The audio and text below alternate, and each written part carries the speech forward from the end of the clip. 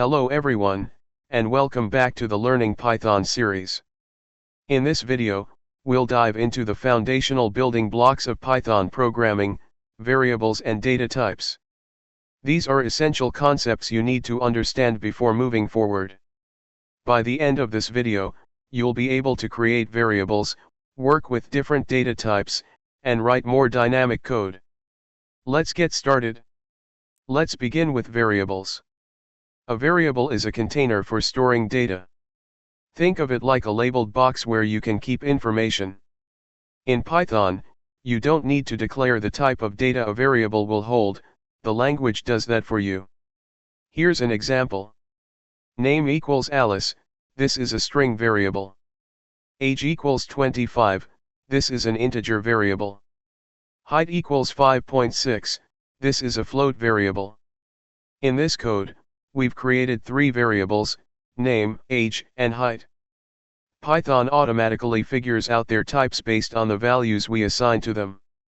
Python has several built-in data types. Let's go over the most commonly used ones. 1. String, str, text data. Example. Greeting equals hello, world. 2. Integer, int, whole numbers. Example. Number equals 42. 3. Float, decimal numbers. Example. Price equals 19.99. 4. Boolean, bool, true or false values. Example. Is underscore active equals true. 5. NoneType, none, represents the absence of a value. Example. Result equals none. In Python, you can check the type of a variable using the type function. For example, print type name, the output is class str. Python is a dynamically typed language, which means you don't have to specify the type of a variable when you create it. You can also change the type by assigning a new value. X equals 10, x is an integer. X equals Python, now x is a string. This flexibility makes Python both powerful and easy to use for beginners. Let's use what we've learned in a simple example. Define variables. Name equals Alice.